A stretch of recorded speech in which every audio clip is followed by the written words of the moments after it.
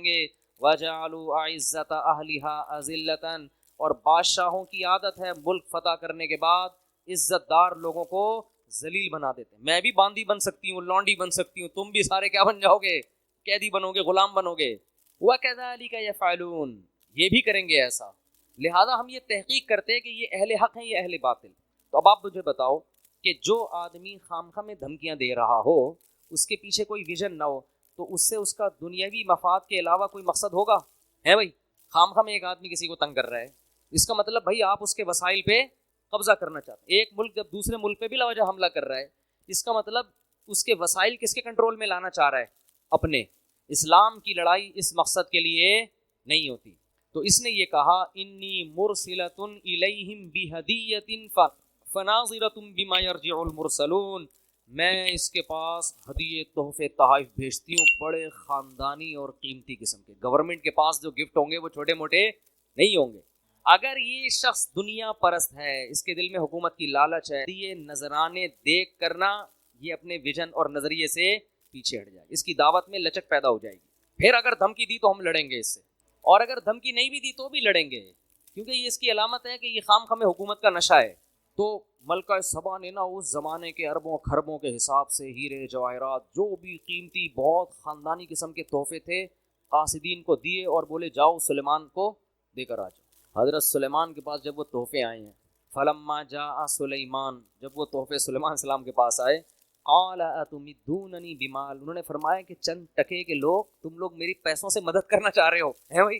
میری دعوت کا تم نے یہ مطلب لیا ہے، چند ٹکے تو میں اپنی طرف سے لگا رہا ہوں، یعنی اتمدوننی بمال، تم پیسوں سے میری مدد کر رہے ہو. تم یہ سمجھ رہے ہو کہ اتنے ڈالر ہم تمہارے لیے مدد کے لیے بھیجیں گے تو تم چپ ہو جاؤ گے؟ اتمدوننی بمال، پیسوں کے ذریعے میرا منہ مجھے چپ کرانا چاہ رہے ہو. فما آتانی اللہ خیر مما آتاکم، اللہ نے مجھے جو وسائل دیے ہیں نا وہ تم سے کروڑہ گنا زیادہ دیے ہیں. ارجع الیہم، پتلی گلی سے نکل، پتلی گلی سے واپس. قاصد کو کہہ رہے ہیں پلٹ جا واپس، اور ملکہ سبا کو جا کے بول کہ اب دوسرا خط نہیں آئے گا، ہدہد کے اور بہت سارے کام ہیں ہمارے پاس. ہدہد اس کام کے لیے فارغ نہیں بیٹھا ہوا کہ خط و کتابت ہی کرتا رہے. فلناتینہم بجنود لا قبل لہم بہا، اب اس کو بول اب خط نہیں آئے گا، اب فوج آئے گی. جیسے خادم حسین رضوی نے کہا تھا نا غور ہی آیا وہ تو کچھ زیادہ ہی ہو گئی تھی لیکن قرضہ معاف کروانے کا ایک بہترین طریقہ تھا بٹن دباؤ غور ہی آیا. خیر، فلناتینہم بجنود لا قبل لہم بہا. مجھے لڈن جعفری کے مرنے کا جتنا افسوس ہوا ہے نا، کیونکہ رمضان میں بڑے زبردست چیزیں آتی رہتی تھیں، مختلف چیزیں آتی رہتی تھیں، آدمی فریش ہوتا رہتا تھا ان کو دیکھ کر. انہوں نے کہا تھا کہ جو لوگ میرے خلاف میم بنا رہے ہیں کوئی بات نہیں، میرے ڈائلاگ دنیا میں چل رہے ہیں. تو میں سمجھا تعریفیں کر رہے ہیں میم بنانے والوں کی نا، خوش ہیں. آخر میں کہتے ہیں اصل میں ان کا اوپر کا اسکرو ڈھیلا ہے تو حضرت سلمان نے فرمایا فَلَنَأْتِيَنَّهُمْ بِجُنُودٍ لَّا قِبَلَ لَهُمْ بِهَا، ملکہ سبا سے جا کے بولو، انہی کے قاصد کو کہہ رہے ہیں، حدود نہیں بھیج رہے، قاصد کو کہہ رہے ہیں کہ اب خط نہیں آئے گا، میں ایک ایسی فوج لے کر حملہ کروں گا کہ تم اس کے مقابلے میں ٹھہر نہیں سکتے. بھائی اس میں تو جنات بھی ہوں گے، اس میں تو انسان بھی ہوں گے. اور وَلَنُخْرِجَنَّهُمْ مِنْهَا أَذِلَّةً وَهُمْ صَاغِرُونَ، اور ہم ان کو ان کے ملک سے ذلیل کر کے نکالیں گے، اور یہ سب عزت دار لوگ رسوا ہو جائیں گے. پھر ہم اتنے عزت سے نہیں، لڑائی ہوگی تو لڑائی کا انجام تمہیں پتہ ہے کیا ہوتا ہے. تو جب وہ دھمکی پہنچی ہے نا، ملکہ سبا نے دوبارہ مشورہ کیا. انہوں نے بولا بھائی یہ بندہ لالچی نہیں ہے، چلو مذاکرات کے لیے چلتے ہیں سلیمان کے پاس. بات کیا ہے بھائی؟ یہ نہیں کہ جنگ کے لیے چلتے ہیں، بلایا جا کے بات چیت کرتے ہیں، کیا مسئلہ ہے بھائی؟ ٹھیک ہے نا. تو قرآن کہہ رہا ہے کہ حضرت سلیمان کو اطلاع مل گئی کہ ملکہ سبا وہاں سے چل پڑی ہے. حضرت سلیمان علیہ السلام چاہتے تھے کہ ملکہ سبا کو ہم نے دعوت دینی ہے، لڑائی کے بغیر ہی کام بن جائے تو زیادہ اچھا ہے نا. اسلام حدیث میں آتا ہے کہ لا تتمنوا لقاء العدو، دشمن سے لڑائی کی تمنا کبھی بھی مت کرو. جنگ اسلام میں کوئی پسندیدہ کام نہیں ہے، کوشش کرو کام جنگ کے بغیر ہو جائے. فرمایا فَإِذَا لَقِيتُمْ فَاصْبِرُوا، ہاں اگر جنگ مسلط ہو جائے تو پھر صبر کرو. وَاعْلَمُوا أَنَّ الْجَنَّةَ تَحْتَ ظِلَالِ السُّيُوفِ، اور یقین کر لو جنت تلواروں کی چھاؤں میں رکھی ہے اللہ نے. کیسی زبردست حدیث ہے. تو حضرت سلیمان بھی چاہتے تھے کہ خام خواہ میں جنگ نہ ہو. اگر بھئی آرام سے یہ مسلمان ہو جاتی ہے تو کیا ضرورت ہے ہمیں جنگ کرنے کی، اور یہ مسلمان ہوگی تو پوری قوم نیچے مسلمان ہو جائے گی. تو سلیمان علیہ السلام نے ارادہ کیا اس کو اپنے کچھ معجزے پہلے سے دکھائیں، تاکہ وہ دیکھ کے یقین کر لے کہ یہ انسان کے بس میں نہیں ہے، ان کے ساتھ کون ہے؟ اللہ ہے اور یہ اللہ کے سچے نبی ہیں. اس کے لیے سلیمان علیہ السلام نے ترکیب یہ سوچی کہ ہم ایسا کرتے ہیں کہ ملکہ سبا کا اتنا بڑا عالی شان تخت، ہیرے جواہرات اس میں جڑے ہوئے اور ٹن و من اس کا وزن، وہ کسی جن کو ٹھیکہ دو پہلے ہی اٹھا کے لے آیا وہ. تو جب وہ یہاں آ کے دیکھے گی تو حیران ہو جائے گی نا. تو یہ کام تو انسان کے بس میں ہے نہیں. اس زمانے میں جہاز تھوڑی تھے، جو ہوائی جہاز ہیں یہ تھوڑی تھے اس زمانے میں، اور شپ کے ذریعے آنے میں تو کئی مہینے لگ جاتے تھے. اس لیے سلیمان علیہ السلام نے اپنے دربار میں کہا یا ایھا الملأ ایکم یاتینی بعرشھا قبل ان یاتونی مسلمین. ہاں بھائی، تم میں کوئی ایسا بندہ ہے، کوئی ایسی مخلوق بیٹھی ہوئی ہے جو ملکہ سبا کے یہاں پہنچنے سے پہلے، اس کو بھی کئی مہینے لگیں گے یا 1 مہینہ یا 2 مہینہ لگے گا، تو اس کے یہاں پہنچنے سے پہلے کون اس کا تخت اٹھا کے لے آئے گا؟ قرآن کہتا ہے یہ ظاہر ہے انسان کے بچے کا کام نہیں ہے. قال عفریت من الجن انا آتیک بہ قبل ان تقوم من مقامک. ایک جن کھڑا ہوا. عامل لوگ بڑے خوش ہوں گے، دیکھو جنات کے پاس ایسے اختیارات ہیں، وہ یہ بھی کر سکتے ہیں. جن کے پاس ایسے اختیارات ہوتے ہیں، لیکن جن آپ کے اختیار میں ہو ایسی کوئی رپورٹ ہمارے پاس نہیں ہے. جن تو بہت کچھ کر سکتا ہے مگر وہ آپ کے مشورے پہ کرے گا ایسا نہیں ہے. اگر کر رہا ہوتا نا تو آپ کی خستہ حالت. میں کہتا ہوں ان عاملوں سے جو کہتے ہیں کہ ہم سنگ دل محبوب کو قدموں میں لا سکتے ہیں، اس کو بولو پٹھان ہوٹل سے تو 2 پراٹھے لا کے دکھا دے جن کے ذریعے. سنگ دل محبوب کہاں سے لائے گا قدموں میں؟ تو جن تو طاقتور ہوتا ہے مگر وہ انسانوں کے کنٹرول میں نہیں ہوتا. تو وہ صرف سلیمان علیہ السلام کے کنٹرول میں تھے. تو جن نے کہا میں آپ اس کی بات کر رہے ہیں کہ وہ یہاں پہنچے گی پھر تخت آئے گا؟ ارے آپ کی مجلس برخاست ہونے سے پہلے تخت آپ کے سامنے. قرآن کہتا ہے قال الذی عنده علم من الکتاب. ایک بزرگ بیٹھے ہوئے تھے سلیمان علیہ السلام کی محفل میں. وہ پیغمبر نہیں تھے، امتی تھے. ان کے پاس کتاب یعنی زبور کا علم تھا. اس سے پتہ چلتا ہے بھائی اللہ کی کتاب کا علم بھی کتنی بڑی فضیلت ہے. اللہ فضیلت میں بیان کر رہا ہے جن کے پاس اللہ کی کتاب کا علم. اس لیے قرآن کو سمجھ کے سیکھو. قرآن کا علم ہونا یہ اللہ کی بہت بڑی نعمت ہے. تو وہ نیک تھے. تو انہوں نے کہا سلیمان علیہ السلام سے انا آتیک بہ قبل ان یرتد الیک طرفک. حضرت یہ جن کہہ رہا ہے کہ مجلس برخاست ہونے سے پہلے میں آپ کی پلک جھپکنے سے پہلے حاضر کروں گا. یہ کہا اور تخت سامنے حاضر. نہیں آ رہی بات سمجھ. یہ واقعہ اگر صرف فضائل اعمال میں لکھا ہوتا تو فضائل اعمال کے پہ جو کفر اور شرک کے فتوے لگے ہوئے ہیں ان فتووں میں ایک اور اضافہ ہو جاتا کہ دیکھو انسان کے بس میں تو یہ ہے نہیں، یہ تو شرک پھیلا رہے ہیں. تو یہ واقعہ قرآن میں لکھا ہے. اس سے پتہ چلتا ہے کہ اللہ تعالیٰ بعض مرتبہ کسی بزرگ کے ہاتھ پہ کوئی ایسا محیر العقول کام کر دیتے ہیں جو اسباب کی دنیا میں ممکن نہیں ہوتا. اس کو کرامت کہتے ہیں. یہی کام اگر نبی سے ہو تو اس کو معجزہ کہتے ہیں، بزرگوں سے ہو تو اس کو کیا کہا جاتا ہے؟ کرامت. اور یہ کچھ بھی ہو سکتا ہے. اس میں ہمارا عقیدہ یہ ہے کہ یہ ہاتھ بزرگ کا استعمال ہوتا ہے، کام بزرگ نہیں کر رہے ہوتے. اللہ نے بزرگوں کو ایسے اختیارات نہیں دیے، نہ پیغمبروں کو دیے نہ بزرگوں کو دیے. پیغمبر کا معجزہ بھی اللہ کی طرف سے ہوتا ہے، پیغمبر کا دخل نہیں ہوتا اس میں. مردوں کو حضرت عیسیٰ زندہ کرتے تھے تو حضرت عیسیٰ نہیں کرتے تھے بلکہ کون کرتا تھا؟ اللہ کرتے تھے. حضرت عیسیٰ تو صرف کہتے تھے. تو اللہ نے ان بزرگ کے ہاتھ میں کرامت ظاہر کی. تو اسی طرح فضائل اعمال میں جو درجنوں واقعات لکھے ہیں ان بزرگ نے یہ کر دیا، ان بزرگ یہ کرامت کے واقعات ہیں. ان کو شرک کہنا اس لیے درست نہیں ہے کہ ان میں ان بزرگ کی طرف مجازی نسبت ہے. حقیقت کون کر رہا ہے؟ اللہ. ہاں کرامت کا واقعہ اگر مستند کتاب میں لکھا ہو یا مستند ذریعے سے پہنچے تو اس کو مانو. بیان کرنے والا مستند نہیں ہے تو پھر اس کو مت مانو. اب فضائل اعمال میں جو کرامتیں لکھی ہوئی ہیں وہ جن کتابوں سے لی گئی ہیں، وہ کتابیں اگر مستند ہیں تو کرامت کا واقعہ بھی درست. کتابیں مستند نہیں ہیں تو کرامت کا واقعہ درست نہیں ہے. اور دوسری بات یہ کہ جو لوگ فضائل اعمال کے خلاف کلپ بناتے ہیں ان سے کہو اصل کلپ تو اس کتاب کے خلاف بننا چاہیے جس کتاب سے فضائل اعمال نے وہ کرامت لی ہے. اس کتاب کے خلاف کوئی کلپ بنانے کے لیے تیار نہیں ہے، کیونکہ وہ کتابیں بڑے بڑے محدثین کی لکھی ہوئی کتابیں ہیں اور محدثین کو برا بھلا کہیں گے تو لوگ ان کو جوتے ماریں گے. تو اس لیے انہوں نے فضائل اعمال کو پکڑا ہوا ہے. نہیں یار یہ سمجھ میں میرا خیال ہے. تو یہ خیانت ہے بہت بڑی کہ جو اصل کتاب ہے اس کو تو کچھ نہیں کہہ رہے، ٹھیک ہے نا. اور جہاں جو نقل کر رہے ہیں اس کو کہہ رہے ہیں یہ فضائل اعمال اور فضائل صدقات میں شرک بھرا ہوا ہے. ان کو شرک کی ڈیفینیشن ہی پتہ نہیں ہے.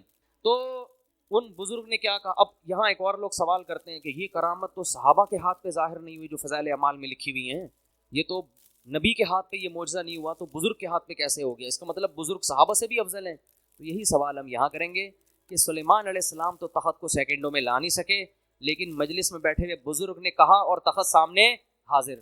تو کیا ہم یہ کہہ سکتے ہیں کہ وہ بزرگ حضرت سلیمان سے افضل ہو گئے؟ نہیں. کرامت کہ صدور سے کوئی شخص دوسرے سے افضل نہیں ہو جاتا. کرامت تو اللہ کی طرف سے ایک اکرام ہے بزرگ کا کہ دیکھو میں اس پہ خوش ہوں اور اس کے ہاتھ پہ میں کیسی چیزیں ظاہر کر دیتا ہوں. یہ اس کی علامت نہیں ہے کہ اس وقت دنیا میں سب سے افضل یہی ہے. اور یہ بھی ممکن ہے کہ ایک پیغمبر کے ہاتھ پہ وہ معجزہ ظاہر نہ ہو جو کسی امتی کے ہاتھ پہ کرامت ہو جائے, یہ بھی عین ممکن ہے. باقی افضلیت کا تعلق اعمال سے ہے, کرامتوں سے نہیں ہے. کون افضل ہے سب سے, جو شریعت پہ سب سے زیادہ چلتا ہے, تو وہ تو پیغمبر سب سے زیادہ چلتے ہیں نا. اور علماء کہتے ہیں امتی کے ہاتھ پہ کرامت کا ظاہر ہونا یہ پیغمبر ہی کے فضیلت کی دلیل ہے, اس لیے کہ اس امتی کو یہ مقام اس پیغمبر کی امت کے امتی ہونے کی وجہ سے ملا ہے. وہ جو بزرگ تھے نا جنہوں نے کرامت ظاہر کی اور تخت فوراً لے آئے, تو اصل میں یہ فضیلت سلیمان علیہ السلام کی تھی. وہ بزرگ سلیمان علیہ السلام کو فالو کرتے تھے, اسی وجہ سے تو یہ انعام ملا نا ان کو. اسی وجہ سے حضرت سلیمان اس بزرگ کا شکریہ نہیں ادا کر رہے, بلکہ جیسے ہی تخت حاضر ہوا ہے تو کہہ رہے ہاذا من فضل ربی, یہ میرے رب کا مجھ پر فضل ہے. نہیں آ رہی بات, کیا مطلب؟ گویا یہ میرا معجزہ ہے کہ میرے امتیوں کے ہاتھ پہ ایسا کچھ ہو رہا ہے, تو یہ ان کا نہیں, یہ کس کا کمال ہے؟ یہ کمال اللہ نے مجھے دیا ہے کہ مجھے فالو کرنے کی وجہ سے ان کو ایسے انعامات ملے ہیں. تو فضائل اعمال اور صدقات میں جو بزرگوں کی کرامتیں لکھی ہوئی ہیں وہ محمد صلی اللہ علیہ وسلم کی فضیلت کی دلیل ہیں کہ اللہ نے سید الانبیاء کو اتنا اونچا مقام دیا کہ سید الانبیاء کو فالو کرنے والوں کے ہاتھ پہ اللہ نے ایسی ایسی کرامتیں ظاہر کی ہیں.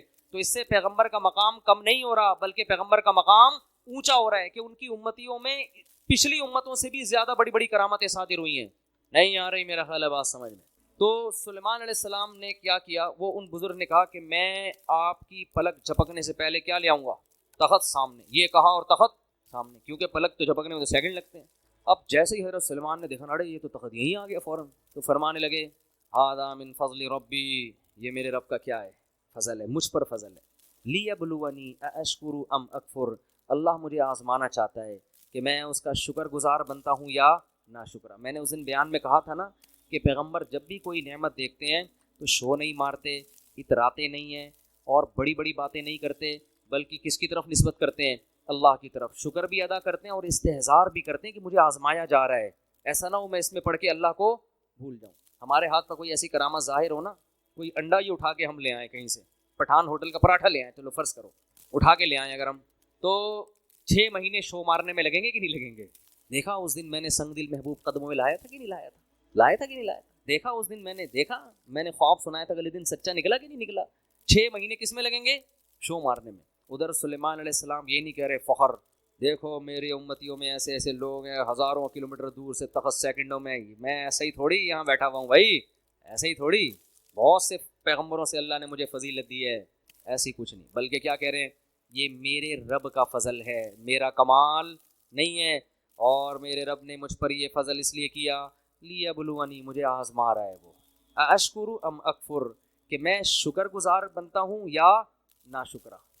آگے کہنے ومن شکر فانما یشکر لنفسی, دیکھو جو شکر کرتا ہے اپنے خود ہی فائدہ ہوگا اس کا, اللہ کو کوئی فائدہ نہیں ہے. ومن کفر فان ربی غنی کریم, اور جو ناشکری کرے گا اللہ کا کوئی نقصان نہیں ہے, میرا رب بے پرواہ ہے, اسے انسانوں کے شکر کی ضرورت نہیں ہے, کریم عزت دار پہلے سے ہے, وہ کسی کی ناشکری سے اس کی عزت میں کمی نہیں ہوتی.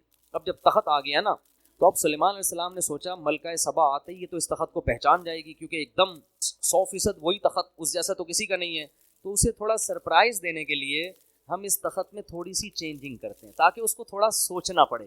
جب انسان کنفیوز ہونے کے بعد کسی حقیقت پر مطلع ہوتا ہے تو اس پر اثر زیادہ ہوتا ہے. سمجھ میں نہیں آ رہی بات؟ تھوڑا سا کنفیوز ہو نا, پھر پتہ چلے بھائی یہ وہی ہے. جیسے حضرت یوسف جب مصر کے بادشاہ بنے نا, تو جو ان کے بھائی جب گئے ہیں تو حضرت یوسف کو پہچانا نہیں, لیکن کنفیوز ہو گئے تھے کہ ان کی شکل کس سے مل رہی ہے, ہمارے بھائی سے. پھر یوسف علیہ السلام نے بھی ان کو بتایا نہیں کہ میں تمہارا بھائی ہوں, بلکہ ان سے پوچھا کہ تمہیں پتہ ہے تم نے اپنے بھائی کے ساتھ کیا کیا تھا کنویں میں؟ یہ نہیں بتایا کہ میں وہی ہوں.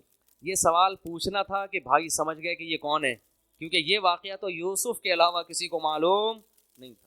یہ بھی تھوڑا سا نا تردد میں ڈال کے کسی کو حقیقت بتانا, اس میں زیادہ لطف ہوتا ہے, اس میں زیادہ مزہ ہوتا ہے, اور اس میں جو آپ اس کو سکھانا چاہتے ہیں وہ زیادہ اچھی طرح سے سیکھتا ہے. تو سلیمان علیہ السلام نے کہا نکروا لہا عرشہا, ذرا اس کا جو تخت ہے اس کی سیٹنگ تھوڑی سی کیا کر دو, چینج کر دو, یہ والا نٹ بولٹ تھوڑا وہاں لگا دو, یہ والا وہاں لگا دو, اس طرح کر دو. جب ملکہ سبا وہ مہینوں کا سفر کر کے پہنچی ہے تو سلیمان علیہ السلام نے ملکہ سبا سے کہا اچھا ہمارے ہاں کوئی متعصب قسم کے صوفی ہوتے تو کہتے حضرت آپ لیڈیز سے بات نہ کریں. یہ بھی ایک طبقہ ہے ہمارے ہاں جو تقوی میں اتنا آگے نکل جاتا ہے. ایک طرف تو ایسا لبرل طبقہ ہے جنہوں نے پردہ ہی ختم کر دیا, مرد اور لڑکیاں ساتھ بیٹھ کے گپے ماریں. میں جب بھی ٹیلی ویژن کے کسی پروگرام میں جاتا ہوں پہلے یہ ان کو آرڈر دیتا ہوں میرے ساتھ کسی لڑکی کو بٹھانے کی اجازت نہیں ہے. اس کی میں نے بہت سختی کی ہوئی ہے. یہ علماء کے وقار کے خلاف ہے کہ جمال لڑکیاں بن ٹھن کے آئی ہوئی ہیں, مفتی صاحب سے انٹرویو لے رہی ہیں, تو آپ پردے کی تبلیغ کیسے کرو گے دنیا کے سامنے؟ ہاں اس پہ جو ہے نا کال پہ کوئی انٹرویو ریکارڈ کرا کے, میرے کچھ انٹرویو ایسے ہیں جس میں یہ دکھایا کہ کوئی لڑکی مجھ سے انٹرویو لے رہی ہے, وہ سامنے نہیں بیٹھی ہیں, وہ انہوں نے مجھ سے ویڈیو انٹرویو ریکارڈ کروا کے پھر چلایا اس اسٹائل میں کہ جیسے ایسا لگ رہا ہے کہ وہ سامنے میرے بیٹھی ہوئی ہیں, تو وہ ایڈیٹنگ ہوئی ہے. تو ایک طبقہ تو ہمارا یہ ہے کہ جنہوں نے پردے کے حکام کی دھجیاں اڑا دی. ایک طبقہ اتنی صوفی پنے کی انتہا کو پہنچا ہوا ہے جہاں عورت سے بات کرنے کی ضرورت ہے وہاں بھی وہ بات کرنے کے لیے تیار نہیں ہے. اب کوئی خاتون اگر آپ سے مسئلہ پوچھنے کے لیے آ رہی ہے تو پردہ کرنا تو اس کی ذمہ داری ہے. اگر وہ نہیں کر رہی تو آپ کو شریعت نہیں کہتی یہاں سے بھاگ جاؤ فوراً کہ وہ مسئلہ پوچھنے آئی آپ بھاگیں وہاں سے. آپ بیٹھیں مسئلہ بتائیں. ہاں تنہائی کسی عورت کے ساتھ بند کمرے میں اختیار کرنا اس کی اسلام میں اجازت نہیں ہے, اور آپ اس کو محبت سے پردے کی ترغیب بھی دے دیں. تو ہمارے یہاں کچھ جو اس طرح کے لوگ ہیں نا, تو وہ سلیمان علیہ السلام پر یہ اعتراض کہ آپ وہ پہلے سلیمان علیہ السلام کے پاس جا کے کہتے حضرت آپ کو لیڈیز سے بات کرنے کی اجازت نہیں ہے بالکل. تو لیکن پیغمبر تھے کون بولتا. تو سلیمان علیہ السلام نے جب دیکھا کہ ملکہ سبا آئی تو سب سے پہلے اس سے سوال پوچھا اہا کدا عرشک, یہ تخت آپ ذرا دیکھیں بتائیں کہ کیا آپ کا جو تخت ہے اسی ٹائپ کا ہے یا نہیں ہے. تو وہ بڑے حیران ہو گئی کہ یار بالکل اسی جیسا لگ رہا ہے لیکن 100% وہ ہے بھی نہیں. تو کہنے لگی قالت کأنہ ہو, ایسا لگ رہا ہے کہ یہ وہی ہے, یعنی وہ ہے تو نہیں لیکن ایسا لگ رہا ہے کہ گویا کہ یہ وہی ہے. پھر کہنے لگی کہ بڑا کمال آپ نے کیا کہ اسی جیسا تخت ہدہد کی رپورٹوں کے ذریعے اس نے کہیں لا کے نقشہ بتایا ہوگا اور آپ نے اسی جیسا تخت بنا لیا, کیونکہ اس کے تو وہم و گمان میں بھی نہیں کہ سیکنڈوں میں یہ تخت وہاں سے اڑ کے یہاں آ سکتا ہے. لہذا وہ کہہ رہی ہے کہ کمال ہے بھائی, اسی جیسا تخت آپ نے کیسے بنا لیا. وَأُوتِينَا الْعِلْمَ مِنْ قَبْلِهَا وَكُنَّا مُسْلِمِينَ, ہمیں پتا تھا کہ آپ کو اللہ نے جو ٹیکنالوجی دی ہے اور وسائل دیے ہیں اس کا ہمیں اندازہ تھا, لیکن ایسا اندازہ کہ ایسا خاندانی تخت بنا لو گے یہ کھوپڑی میں نہیں آتا, اور ہم پہلے سے مان چکے ہیں آپ کی صلاحیتوں کو, مسلمین مان چکے ہیں. یہ تو اس کے تصور میں ہی نہیں کہ یہ وہی ہے. قیل لها ادخل الصرح, حضرت سلیمان علیہ السلام نے فرمایا کہ اب اس محل میں آپ داخل ہو جاؤ. تو محل کا فرش حضرت سلیمان نے ایسا خاندانی بنایا تھا نا, ایسی ٹیکنالوجی استعمال ہوئی تھی کہ وہ فرش دیکھنے میں پانی لگتا تھا کہ پانی ہے جو جس میں لہریں بن رہی ہیں, اتنا شیشے کا چمکدار. تو وہ جو ہے نا اس نے کیا کیا فلما رأته حسبته لجۃ. اچھا اس سے یہ بھی پتہ چلتا ہے کہ اللہ نے اگر آپ کو وسائل دیے ہیں تو اچھا گھر بنانا, اچھا ڈیکوریٹ کرنا گھر کو, لائف اسٹائل کو ذرا لگژری بنا لینا, یہ شریعت کے خلاف نہیں ہے. کوئی صوفی وہاں پر ہوتا نالائق ٹائپ کا صوفی, وہ پہلے تو حضرت سلمان کے ملکہ سبا کی سے بات چیت پر اس کو اعتراض ہوتا, ایک آپ نامحرم سے بات کیوں کر رہے ہیں آپ, ٹھیک ہے. دوسرا اعتراض اس کو یہ ہوتا ہے کہ یہ کیا ہے بھائی, یہ کیا ہے تخت مخت, آپ نے بھی تخت بنایا ہوا, آپ کا اتنا عالی شان تاج ہے, اور یہ آپ نے اتنے خوبصورت فرش بنائے ہوئے ہیں, ٹائلیں لگائی ہوئی ہیں فرش کے اوپر, اور ایسا خاندانی فرش کے دیکھنے میں کیا لگ رہا ہے, پانی لگ رہا ہے. اس زمانے میں ایسا شیشہ بنا لینا کہ پانی لگے, وہ تالاب لگے, یہ کیا بھائی, آپ کو تو ایک جھونپڑے میں رہنا چاہیے, ایک پرانے سے وہ سیدھا کپڑا پہن کے اللہ اللہ کرنا چاہیے, یہ کیا بھائی. جب اللہ نے وسائل دیے ہیں تو یہ بھی بولو ٹھیک, اور جب نیت اچھی ہو تو اور زیادہ ٹھیک. نیت کیا ہے بھائی, دنیا پہ جو روب اور دبدبا پڑے گا وہ جھونپڑے دیکھ کے نہیں پڑے گا, وہ اسی دنیا کا اسٹائل یہی ہے. لینڈ کروزر میں کسی کے ہاں رشتہ لینے جاؤ فوراً ملے گا, گدھے پہ بیٹھ کے جاؤ گے کیا خیال ہے ملے گا. تو جب رشتہ نہیں ملتا بھائی گدھے پہ بیٹھ کے جانے میں, تو کوئی حکومت آپ سے کیسے تسلیم ہو جائے گی آپ کے سامنے, وہ لے لیں لے کے میدان میں جا رہے ہیں لڑنے کے لیے. تو اسی وجہ سے ہمارے نبی نے بھی اس کا بڑا اہتمام کیا ہے. جب کوئی وفد ہمارے نبی سے ملنے آتا تو آپ اپنے لباس کو چینج کرتے, اچھا لباس پہنتے, اپنے بالوں میں کنگھی کرتے, اور پھر جو دوسرے ملکوں میں آپ سفیر بھیجتے نا مذاکرات کے لیے, ان کی پرسنالٹی بڑی زبردست تھی. جتنے سفیر نبی صلی اللہ علیہ وسلم نے دوسرے ملکوں کے لیے بھیجے ہیں ان میں مفسرین کہتے ہیں دو چیزیں قدر مشترک تھیں. ایک ان کی پرسنالٹی, خوبصورت بہت تھے, قداور تھے. دوسرا بلاغت بہت تھی, بات کرنا جانتے تھے, آواز اچھی تھی, بات بہت اچھی, کیونکہ اس سے بڑا اچھا میسج جاتا ہے. اب کسی ایسے آدمی کو بھیج دیا جو حقلا رہا ہے وہاں جا کے, ہے بھائی، یا اس کی پرسنالٹی نہیں ہے، تو اس سے امیج اچھا نہیں پڑتا. یہ جو تھے رضی اللہ عنہ، یہ بھی سفیر تھے دوسرے ملکوں میں. یہ اتنی پرسنالٹی، اتنے خوبصورت تھے کہ حضرت عمر نے اپنے دور خلافت میں ان پر مدینہ آنے پر پابندی لگا دی اور کہا اگر مدینہ آئیں تو چہرہ ڈھانپ کے آئیں، کیونکہ بہت سی عورتوں کو ان کو دیکھ کے فتنہ ہونے لگا تھا. یعنی مدینہ آتے نا تو جن عورت کی ان پہ نظر پڑتی اس کے بارے میں خطرہ ہوتا کہ یہ کوئی ان پہ فریفتہ نہ ہو جائے، عاشق نہ ہو جائے. ایسی خوبصورت پرسنالٹی نبی نے روم اور کسرا کے بادشاہوں کے لیے رکھی ہوئی تھی، ان کے پاس بھیجتے تھے. تو جب محل میں داخل ہوتے ہوں گے اور نبی کا پیغام پہنچاتے ہوں گے تو وہ غور سے سنتا ہوگا کہ نہیں سنتا ہوگا. تو دنیا اسباب کا ہے نا. ہاں دوسری طرف حضرت بلال بھی ہیں. حضرت بلال کو آپ صلی اللہ علیہ وسلم نے سفیر نہیں بنایا لیکن مؤذن بنایا. ان کو بتایا کہ تمہارے قدموں کی آہٹ کہاں سنتا ہوں میں؟ جنت میں. تو شکل کی وجہ سے آخرت میں کوئی وہ نہیں ہوگا، لیکن دنیا کا اصول یہ ہے کہ دنیا میں یہ چیزیں ویلیو رکھتی ہیں اور نبی نے بھی ان چیزوں کا خیال کیا. دیکھو ہمارے یہاں آرمی میں اصول کیا ہے کہ ISSB کلیئر کرنے میں بندے کی پرسنالٹی بھی دیکھی جاتی ہے. یہ انگریز کا بنایا ہوا قانون ہے جو بڑا ٹھیک قانون ہے کہ بھائی جو آفیسر ہوگا نا اس کا کم از کم اتنا قد ہونا چاہیے. وجہ کیا ہے کہ اگر آفیسر کی پرسنالٹی نہیں ہے، پرسنالٹی اس کے ماتحت کی ہے، تو ماتحت بولے گا میرے سے تو 3 فٹ تو میرا فوجی آفیسر تو 3 فٹ کا تو آفیسر ہے میرا، میں اس کو 1 پھٹا ماروں یہ 6 کلابازی کھا کے وہاں گرے گا. وہ اطاعت نہیں کرے گا. اطاعت انسان ہمیشہ کس کی کرتا ہے؟ جو آپ سے برتر ہو. یہ انسان کی نیچر ہے. تبھی تو عورت کو حکم دیا ہے کہ اس کا نکاح اس سے برتر میں ہونا چاہیے، اس سے کمتر میں. یہ اسلام کا حکم ہے کہ عورت کا نکاح اس کے پیرلل یا اس سے افضل میں ہو، اس سے کمتر میں نہ ہو. کیونکہ شوہر سر کا تاج ہے، وہ عورت اس کی اطاعت کرے گی. اگر عورت یہ کہے گی کہ یہ تو مجھ سے بھی کمتر ہے تو وہ اس کو اپنا سر کا تاج نہیں بنائے. اگر PhD لڑکی کی شادی دوسری کلاس میں بھاگے ویسے کر دیں گے، میٹرک میں بھاگے ویسے کر دیں گے، تو وہ لڑکی ذہنی طور پر اس کو اپنا میاں بولو نا نہیں مانیں گے. بے جوڑ کی شادی تبھی تو پھر طلاقیں ہو رہی ہیں. یا تو وہ پھر کوئی اس میں کوئی ایسی خوبی ہو جو اس کے عیب کو چھپا دے. میٹرک فیل ہے، بھاگا ہوا ہے، لیکن کوئی دوسری خاصیت اس کے اندر بہت زیادہ ہے، تو کوئی نہ کوئی ایسا خوبی ہو جو اس کے عیب کو کی تلافی کرے. اگر عیب ہی ہیں پھر وہ جوڑ کی شادی نہیں ہے. تو اس کے اسلام نے بھی ان چیزوں کا بڑا حکم دیا ہے. لوگ سمجھتے ہیں بس اسلام پر عمل کرو تو بس چھوڑ دو دنیا کے سارے اصول، مکھنچوں کی طرح زندگی گزارو. ایسا نہیں ہے. تو خیر جلدی سے میں بات کو سمیٹ کے ختم کرتا ہوں. کیا بات چل رہی تھی پتہ نہیں کہاں سے کہاں پہنچ گئے ہم. تو وہ سفیروں کا نا، ہاں تو وہ ملکہ سبا کو حضرت سلیمان نے کہا یہ تخت، یہ جو ہے نا یہ فرش، اس پہ آؤ، محل میں داخل ہو. ملکہ سبا نے کہا یار یہ تو پانی ہے، تالاب ہے یہاں، اس میں کیسے چلوں گی؟ تو کشفت عن ساقیہا، اپنی جو بھی شلوار تھی، جو بھی ازار تھا، جو بھی ساڑی تھی، کچھ بھی ہوگا، ساڑیاں تو نہیں پہنی ہوں گی، ظاہر ہے ملکہ ہے، شاہانہ لباس ہی ہوگا نا.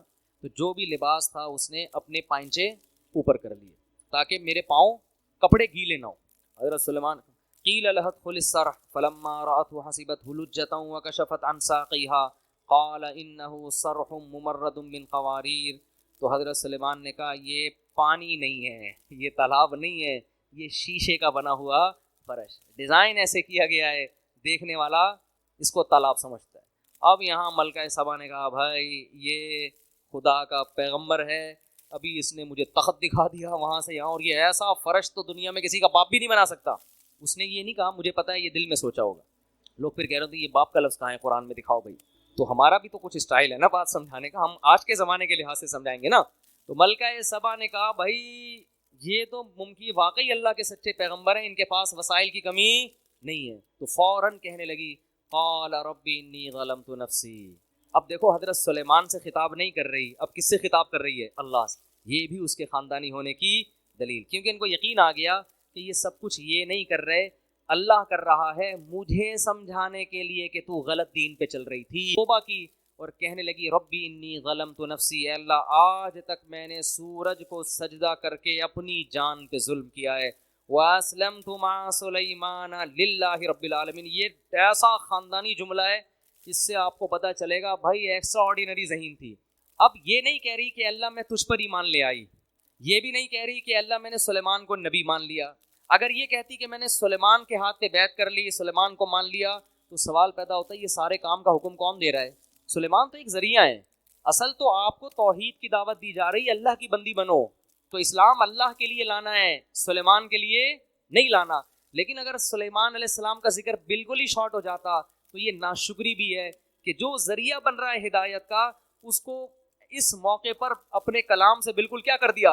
خارج. تو دونوں چیزوں کی رعایت کر کے اس نے اپنے خاندانی ہونے کا ثبوت دیا اور کہنے لگی ربی انی ظلمت نفسی، اے اللہ میں نے اپنی جان پہ ظلم کیا، وَأَسْلَمْتُ مَعَ سُلَيْمَانَ لِلَّهِ رَبِّ الْعَالَمِينَ، اے اللہ میں بھی سلیمان کی طرح سلیمان کے ساتھ اس رب پر ایمان لے آئی جو تمام جہانوں کا پالنے والا ہے. میں بھی اس صف میں سلیمان کے ساتھ شریک ہو گئی ہوں، کھڑی ہو گئی. یہ تو پہلے سے تھے، میں بھی ان کی فہرست میں شامل ہو گئی. تو اللہ نے جہاں بھی پیغمبروں کے واقعات ذکر کیے نا، اکثر نالائق قومیں، اکثر نالائق، اکثر کیا 99.9%. قوم عاد کو دیکھیں، قوم ہود کو دیکھیں، قوم عاد کو دیکھیں، قوم سمود کو دیکھیں، قوم لوط کو دیکھیں، قوم ابراہیم کو دیکھیں، قوم فرعون کو دیکھیں، اصحاب مدین کو دیکھیں، سب تباہ ہوئے ہیں. کچھ قومیں ایسی ہیں جو گنی جا سکتی ہیں جنہوں نے عقل اور شعور کا مظاہرہ کیا، جذباتی پن سے ہٹ کر پیغمبر کی دعوت پہ شعور کے ساتھ غور کرنا شروع کیا. اللہ نے ان کو ہدایت بھی دی، اللہ نے ان کو عزت بھی دی، اور قیامت تک کے لیے اللہ نے ان کا تذکرہ قرآن میں لکھ دیا. ملکہ سبا کتنی خوش ہوتی ہوگی، اس کے تو تصور میں بھی نہیں ہوگا کہ کل ایک قرآن نازل ہوگا، اللہ کی آخری کتاب، جس میں اللہ میرا تذکرہ کریں گے اتنے اہتمام کے ساتھ. اور حضرت مولانا حضرت مفتی طارق مسعود صاحب دامت برکاتہم، آپ کے حساب سے، میرے حساب سے نہیں، میں تو ایسے ہی آدمی ہوں، آپ لوگ یہ القاب لگاتے ہیں نا، میں یہ کرتا ہوں تکبر سے بچنے کے لیے، جب لوگ کہتے ہیں مفتی طارق مسعود مدظلہ العالیہ، تو میں آگے لگاتا ہوں جو ملا کھا لیا.